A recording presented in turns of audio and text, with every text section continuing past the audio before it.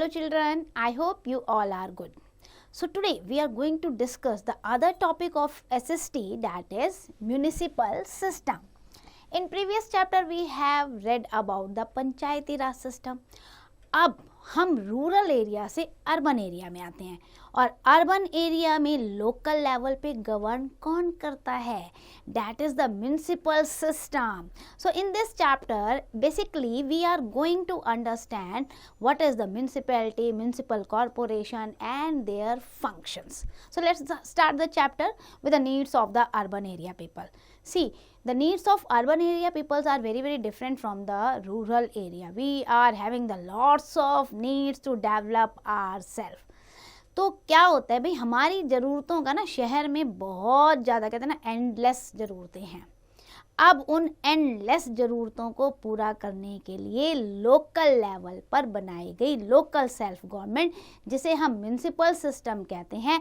और अगर हमारा शहर छोटा है, means the population is less and it is like a small town, so वहाँ पर होगी municipality.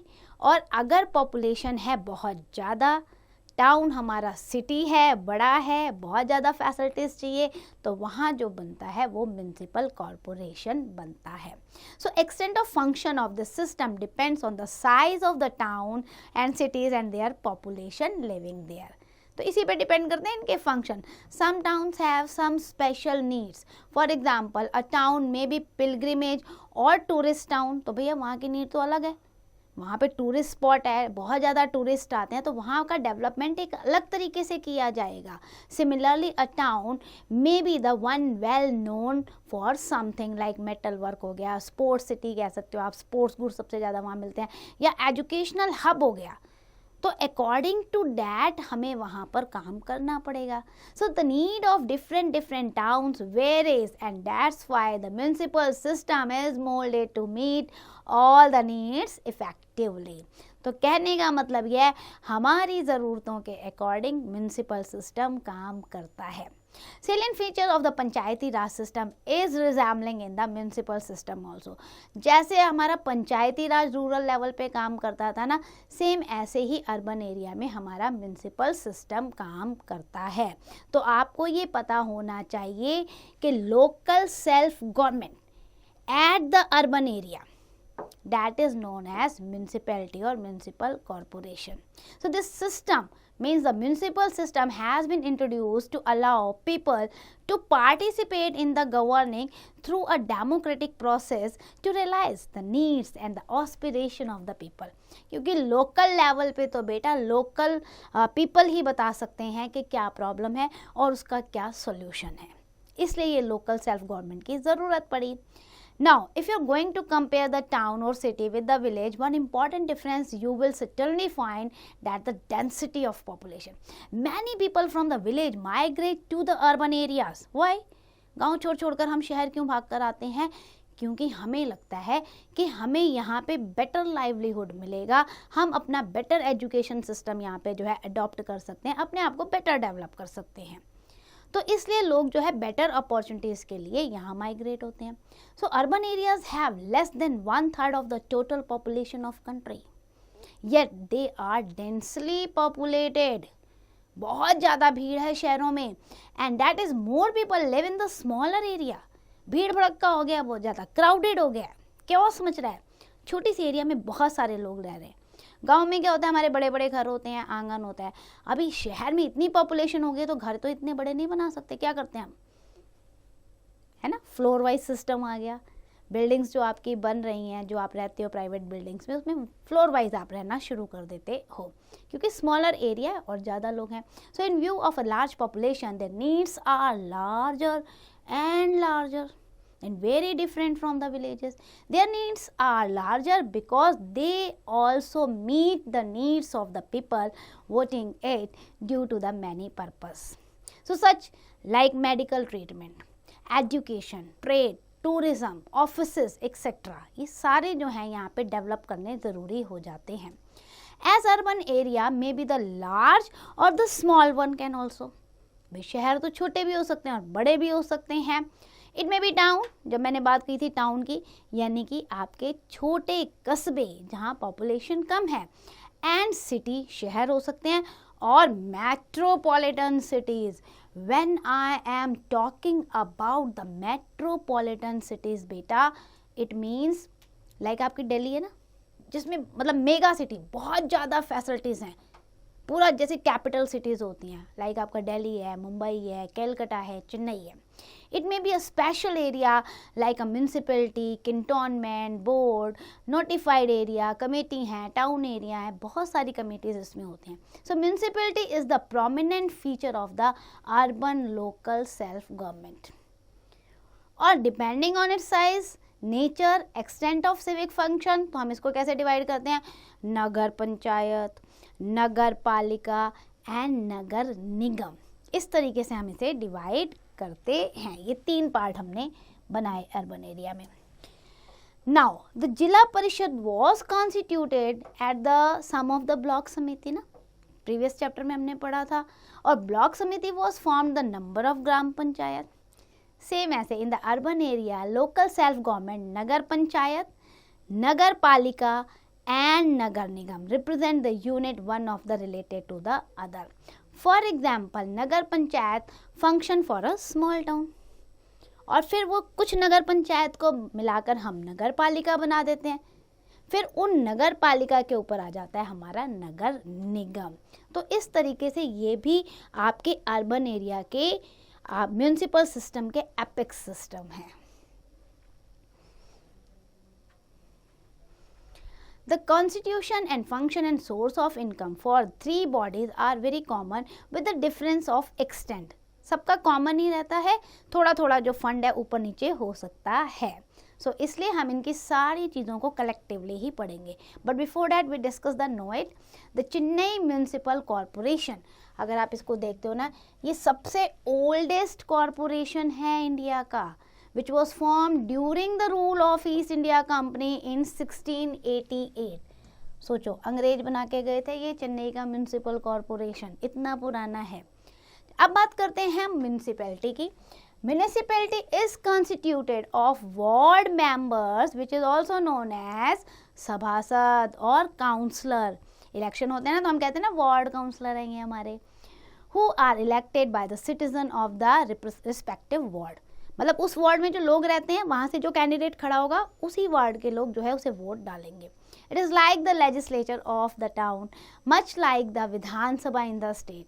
So it is assisted by the government official and his team of officer and other staff member also. तो ward councillor के पास भी जो है assistance होती है, और सेम ऐसे जैसे हमारे एमपीज और एमएलए सेलेक्ट होते हैं, वैसे यहाँ भी राइट टू वोट है, और वार्ड मेंबर जो है वोट डालते हैं, और ये जीत के जो आते हैं वो वार्ड काउंसलर कहलाते हैं।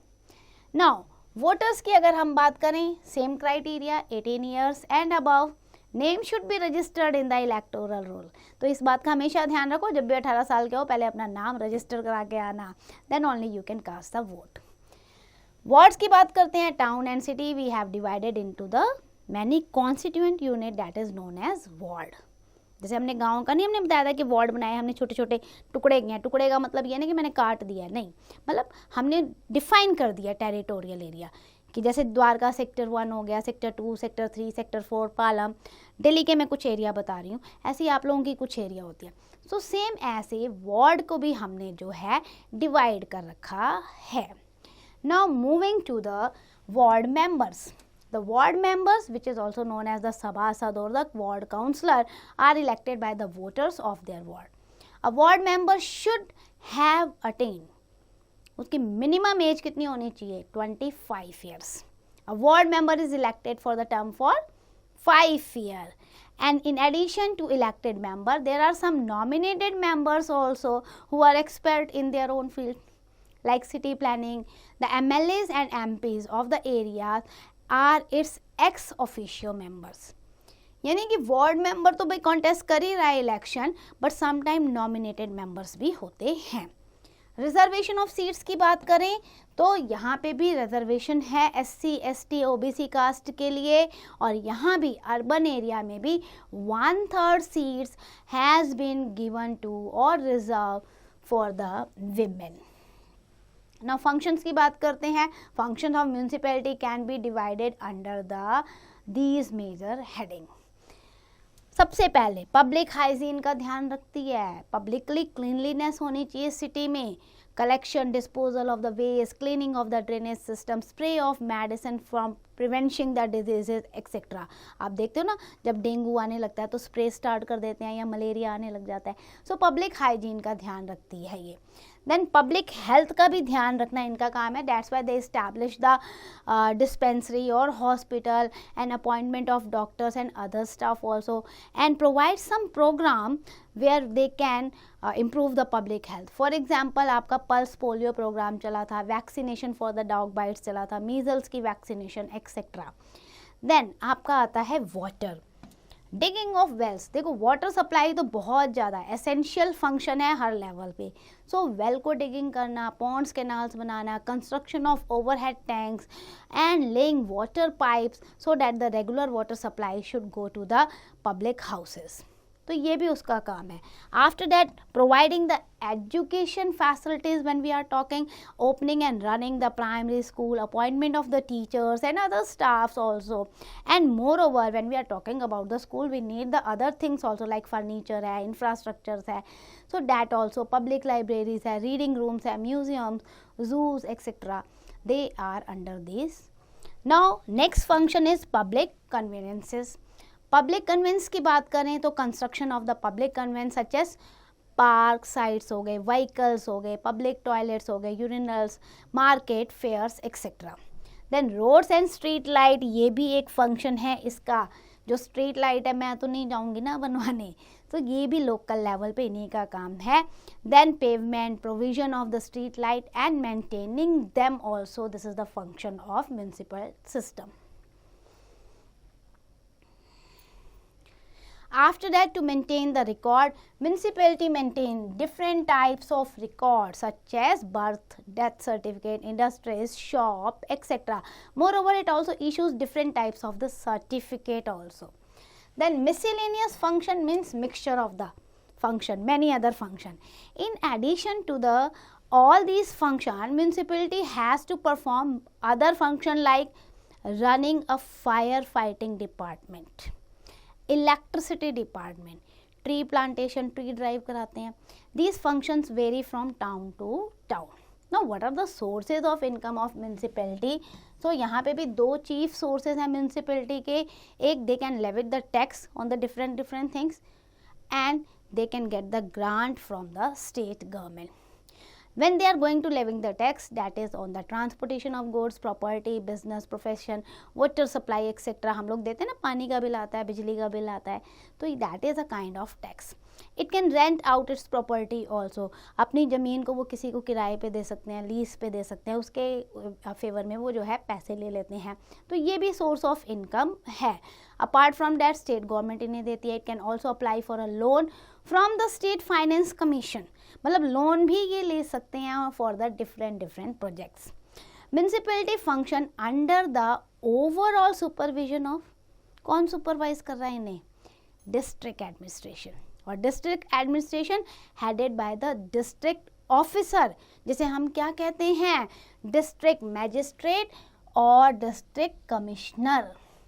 The state government always keeps the watch on the municipality for their functioning through its different department. State ने भी अपने डिपार्टमेंट बना रखे हैं. स्टेट फाइनेंस कमीशन है, अर्बन डेवलपमेंट अथॉरिटी है. ये सारे के सारे वॉच करते हैं कि म्यूनिसिपैलिटी प्रॉपर काम कर रही है या नहीं. Now moving to the grievances and the protest. भाई झगड़ा भी होगा, प्रोटेस्ट भी होगा, फिर सोल्यूशन कैसे होगा? सो म्यूनिसिपैलिटी का ये भी एक फंक्शन है that it directly influence the life of every citizen. So whether the road is damage, garbage is clean, whether the water is supplied adequately, street lights are there or not, parks proper maintain हैं या नहीं है, doctors जो हैं government hospitals में private आ रहे हैं, properly आ रहे हैं नहीं आ रहे हैं, अटेंड कर रहे हैं पेशेंट को नहीं कर रहे हैं, प्राइमरी स्कूल प्रॉपर रन कर रहा है नहीं कर रहा. There are so many issues. All these and many more functions are undertaken by the municipality. तो हो सकता है इन फंक्शंस में कभी कोई कमी रह जाए.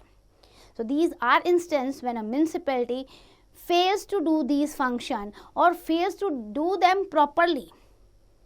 फिर प्रोटेस्ट होगा ही होगा. अगर स्कूल में बच्चों को प्रॉपर नहीं पढ़ाया गया या प्रॉपर उनको इंफ्रास्ट्रक्चर फैसिलिटीज़ नहीं मिली तो लोग आवाज़ उठाएंगे. पानी की सप्लाई प्रॉपर नहीं आ रही तो धरना देंगे. इलेक्ट्रिसिटी अगर 2-3 दिन के लिए बंद हो जाए तो ओ माय गॉड, लाइफ ही नहीं सर्वाइव करेगी लगता है. तो प्रोटेस्ट होगा. So this can happen owing to the several causes. Municipality में नॉट हैव एडिक्वेट फाइनेंस और वर्कर्स. भाई रीज़न पहले हमें पता होना चाहिए, क्यों नहीं किया ये काम, क्या प्रॉब्लम आ रही है. आप कई बार कंप्लेन करते हो ना, लाइट चली गई, क्या हो गया, अभी देख रहे हैं आंधी तूफान आ गया है, आधे घंटे बाद आपकी लाइट आ जाएगी, ऐसे ना. तो यहाँ पर भी अगर म्यूनिसिपैलिटी प्रॉपर अपने फंक्शंस नहीं कर रही है, या उसके पास पैसा नहीं है, या उसके वर्कर प्रॉपर काम नहीं कर रहे हैं. So mostly it happens owing to the inefficiency and unwillingness of the staff to work. Most of the time ये देखा गया है कि म्यूनिसिपल कमेटी में या म्यूनिसिपल कॉरपोरेशन में जो स्टाफ है वो अनविलिंग है काम करने के लिए, इनएफिशिएंट है, और इसीलिए ये प्रॉब्लम उठती हैं. क्योंकि फंड हमेशा, हम नहीं कह सकते कि हमेशा फंडिंग की ही प्रॉब्लम रही है. It also happens owing to the corruption. इस लेवल पे करप्शन भी बहुत ज़्यादा है. When a service is not provided it cause inconvenience to the people.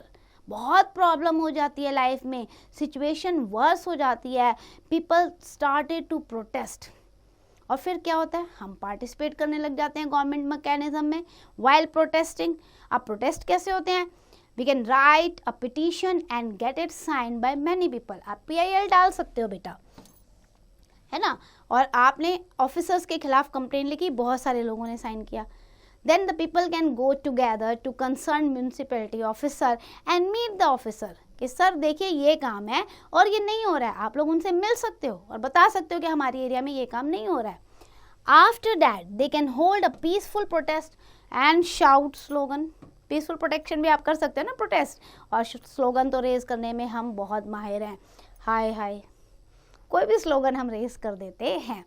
They can vote out the ward member at the next election. और अगर बेटा इन सब के बाद भी सॉल्यूशन नहीं निकलता, फिर लोगों को गुस्सा आता है और नेक्स्ट इलेक्शन में हम उन्हें वोट आउट कर सकते हैं. So when people can know more tolerance in efficiency or corruption, they can rise in protest. और ये तभी होता है जब लोगों का, कहते हैं ना, एक बर्दाश्त करने की सीमा ख़त्म हो जाती है. जब बार बार करप्शन लेवल बढ़ता जा रहा है, बार बार उनकी एरिया में काम नहीं हो रहा है, तभी लोग जो है प्रोटेस्ट करते हैं. The constitution of India gives the citizen the fundamental right to express themselves but in the peaceful manner. That is the blockage of the road और damage to the public property. ये गलत है ना. हम धरना दे रहे हैं अपने राइट्स को, अपने काम को करवाने के लिए, लेकिन हमने रोड ब्लॉक कर दिया, बिल्कुल लोगों को आने जाने नहीं दिया. मैं आपको एक ऐसा इंसिडेंस बताती हूँ कि एक बार ऐसा रोड ब्लॉक हुआ बेटा, इतने गुस्से में लोग थे कि किसी को जाने नहीं दे रहे थे. And there was one girl crying कि मेरा आज 10th का बोर्ड का एग्ज़ाम है, प्लीज़ आप मुझे जाने दें. बट इतना ज़्यादा रोड ब्लॉक, वो बेचारी फंस गई उसमें. And on time she hadn't reached to the centre. उसके लिए बेटा पूरा साल बर्बाद हो गया. क्या ये तरीका सही है कि हम रोड ब्लॉक करें या पब्लिक प्रॉपर्टी को हम डैमेज करें, बसेस को जला दें, बिल्डिंग को जला दें? क्या है ये हमें सोचना चाहिए कि अगर हम पब्लिक बसेस को जला रहे हैं बेटा, तो उसमें कोई लीडर नहीं बैठ कर आता, हम ही आते हैं. अगर हमने उसका शीशा तोड़ दिया है तो सर्दियों में हमें ही ठंड झेलनी पड़ेगी और गर्मी में गर्म हवा. तो before damaging any public property we need to understand how we have to protest. This is not a correct way to protest. So people should also cooperate with the municipality. Cooperate करो, workers के साथ cooperate करो, mutual understanding करो, meeting करो और solution निकालो, rather than in violence. So oftentimes some work cannot be done because people have encroached upon the public road or place. Sometimes the municipality runs short of money because people have not paid their tax. कई बार होता भी है, ऐसा नहीं कि हमेशा corruption है, shortage of money हो सकती है. क्यों? आप देखो, क्या सभी लोग टैक्स प्रॉपर दे रहे हैं? बहुत सारे लोग बिजली की चोरी करते हैं, बहुत सारे लोग पानी की भी चोरी करते हैं. तो क्या हमने उन्हें फंड प्रॉपर दिए? ये रीज़न भी हो सकता है. So we need to understand the reason and then we have to participate in the protest marches. Now एक केस स्टडी आपको दी हुई है, there are several cases in both rural and urban area where the ownership of piece of land is under the dispute. और होता क्या है, गांव में शहरों में हमेशा प्रॉपर्टी को लेके ना लड़ाई कुछ ना कुछ चलती ही रहती है। टू डिफरेंट पीपल में क्लेमिंग द ओनरशिप, एक लैंड पीस है, एक प्रॉपर्टी है, मेरी है, आप कह रहे हो मेरी है, हो गई लड़ाई, छुट्टी। So it may warrant a legal case. और धीरे धीरे क्या हो जाता है, ये लीगल केस में बदल जाता है जब हम आपस में सॉल्व नहीं कर पाते। अब लीगल केस दो टाइप के होते हैं बेटा, एक होता है सिविल केस और दूसरा होता है क्रिमिनल केस। सिविल केस क्या होता है कि जब मान लो पर्सनल डिस्प्यूट हो रहा है, आप किसी प्रॉपर्टी पे क्लेम कर रहे हो, ठीक है, आप भी क्लेम कर रहे हो, सामने वाला भी क्लेम कर रहा है, violation of contract etc. it only a fine is composed and person is not sent to jail। मान लो जिसने क्लेम किया है प्रॉपर्टी पे, ठीक है, और वो क्लेम कर रहा है लेकिन कॉन्ट्रैक्ट ऑलरेडी बना हुआ है, उस कॉन्ट्रैक्ट को वो वायलेट कर रहा है। भाई उसने उस कॉन्ट्रैक्ट को नहीं माना कि नहीं मैं नहीं मान रहा, ये तो मेरा साइन नहीं है, ये मैंने नहीं किया, ये मेरी प्रॉपर्टी है, तो क्या होगा, ऐसी सिचुएशन में उसे जेल नहीं भेजा जाएगा। अगर प्रूफ हो गया कि हाँ उसने कॉन्ट्रैक्ट को वायलेट किया है तो उस पर फाइन इम्पोज होगा। बट क्रिमिनल केस क्या होता है, जब आप ऐसे ऐसे लॉ को वायलेट कर दो, और जैसे आपने चोरी कर ली, ठीक है, कहीं पे वायलेंस कर दिया, किसी को मार दिया, वहाँ पर क्या है, जज आपको हार्श पनिशमेंट दे सकता है, जेल भेज सकता है, आप पे फाइन लगा सकता है, तो वो क्राइम हो गया। सिविल केस में हम क्राइम वर्ड नहीं यूज़ करते क्योंकि वहाँ पे कोई एग्रीमेंट है, आपने माना नहीं माना। क्रिमिनल केस में आपने क्राइम किया है, किसी को मारा है, किसी को चोरी की है, किसी को लूटा है, कहीं वायलेंस किया है, तो वहाँ आपको हार्श पनिशमेंट मिलेगी, वहाँ आप जेल भी जा सकते हो। So two types of cases are there.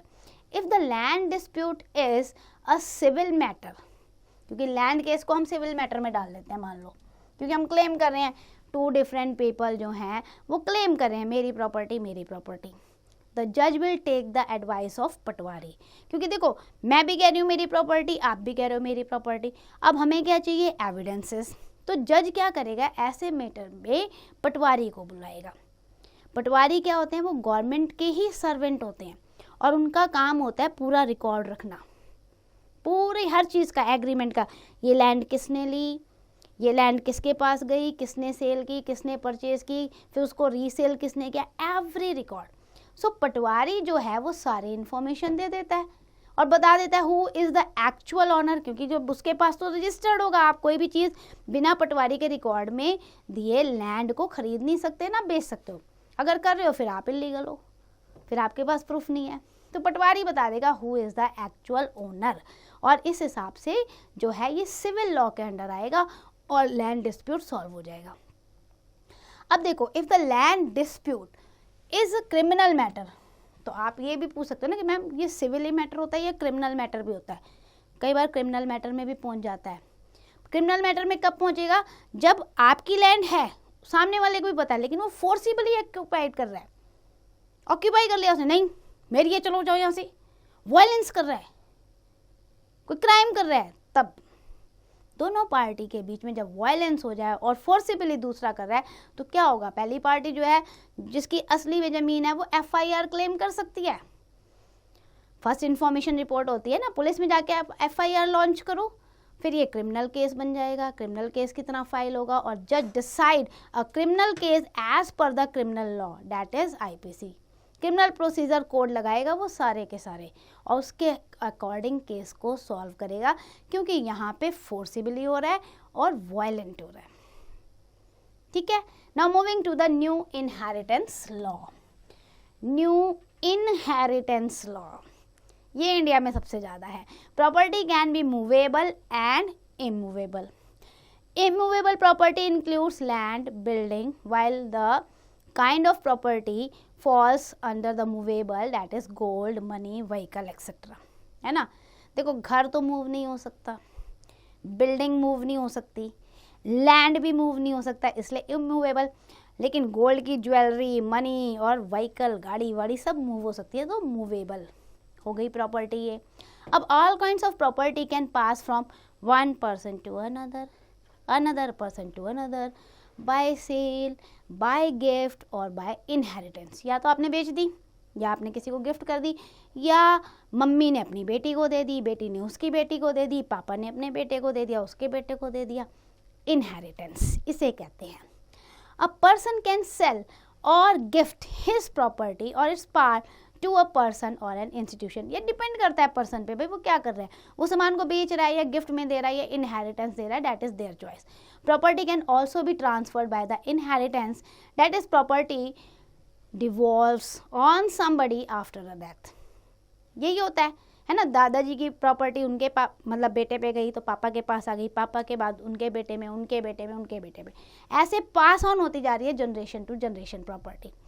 Namely the legal heirs receive the property. जो लीगल हेयर होगा ना उसी को दी जाती है प्रॉपर्टी इनहेरिटेंस में. अब उसमें सन्स आते हैं, डॉटर आते हैं, स्पाउस आते हैं, या कोई और रिलेटिव भी आ सकता है.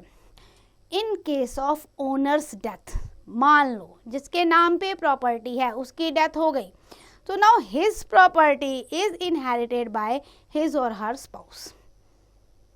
उनके पास चली जाएगी, उनकी वाइफ या उनके हस्बैंड के पास चली जाएगी, फिर followed by his son and daughter. If the spouse, sons and daughter of the deceased are not there, then the property is inherited by his parents. मान लो है ही नहीं उस बंदे के, ना वाइफ है ना बच्चे हैं, तो ऑटोमेटिकली वापस उनके पेरेंट्स को दे दी जाएगी या ब्रदर को या सिस्टर को दे दी जाएगी उनकी property. If there is no legal heir to the property, the state becomes the legal heir. मान लो प्रॉपर्टी का कोई लीगल ऑनर ही नहीं है, तो जो स्टेट है वो उसे एक्वायर कर लेगा. So sometime an owner thinks that his property should be given to certain person. हर कोई सोचता है अभी मेरी प्रॉपर्टी है तो मेरे बाद इसको मिलनी चाहिए. Who may or may not be his relative. अब जिसको मिलनी चाहिए वो उसकी विश है. मे भी वो अपने रिलेटिव को दे, मे भी अपने सन या डॉटर को दे, मे भी वो किसी और को दे. He can also decide what share of property will go to whom. Depend the person. भाई मैंने जो है 1/4 इसे देना है, 1/3 इसे देना है, 1/10 इसे देना है, या 50% शेयर इसे देना है. Depend on him. He can do this by making a will. Will बनती है, एक वसीयत बनती है. विल क्या होता है? रिटन डॉक्यूमेंट होता है बेटा, जिसमें ना पर्सन पूरा स्पेसिफाई करता है एक एक चीज़ को लीगली, कि मेरी प्रॉपर्टी किसके पास कितनी जाएगी मेरी डेथ के बाद, और लीगल अटेम्प्ट लगता है उस पर, तब जाके वो विल कहलाती है. मतलब वो अपनी एक विल बना के छोड़ के जाता है कि मेरे बाद ये काम होना चाहिए. नाउ पोजीशन ऑफ विमेन की बात करें, so legal heir of a person include his her spouse, son, daughter and other relative. Earlier married daughter were excluded from the inheritance property. मतलब अगर लड़की की शादी हो गई ना बेटा, तो शादी के बाद वो फादर की प्रॉपर्टी पे क्लेम नहीं कर सकती है. पहले ये था, लेकिन फिर इनहेरिटेंस लॉ जो है वो चेंज हुआ. न्यू इनहेरिटेंस लॉ आया जिसमें ये बताया गया कि पापा की प्रॉपर्टी पे जितना हक बेटे का है उतना ही राइट डॉटर्स का भी है. They both can share the parental property equally. तो अभी लड़कियों को बहुत ज़्यादा हक मिल गया कि भाई आप शादी के बाद भी वो अपने फादर की प्रॉपर्टी में हिस्सा ले सकती हैं. To make them financial secure, a person who inherits the property also inherit any debt that the deceased had to pay. However, his responsibility to repay the debt is to the extent of the value of property he has inherited. ये भी ध्यान रखना. मान लो अगर आपको property मिल रही है inheritance में और उस बंदे ने डेप्ट लिया हुआ है, कर्जा लिया हुआ है, तो प्रॉपर्टी के अमाउंट का कर्जा आपको चुकाना पड़ेगा. Now let's do the quick revision. हमने क्या पढ़ा इस चैप्टर में? म्यूनिसिपल सिस्टम के बारे में पढ़ा, which ensure the participation of the people in the government. फिर हमने डिस्कस किया municipality look after the civic need of the urban people. Then there are 3 types of municipality in urban area: Nagar panchayat, Nagar Palika and Nagar Nigam. The number of member in municipality depends on the area and the population. Seats जो है municipality में भी reserve होती है for SC, ST, OBC and for women. 1/3 seats है women की. Municipality undertakes diverse function. बहुत सारे फंक्शन होते हैं according to the different needs of the people. Then 2 main source of income for municipality are the taxes and they can also take the grants from the state government. When a municipality does not work well, people rise in protest, dharna, marches, then a land dispute can be the civil and as well as the criminal case also. New inheritance law treats married daughter as per with the son. Married daughter को भी inheritance law के under अब property मिल सकती है अपने father की. So that's end for the chapter. I hope you understand each and every topic. Please do the exercise carefully.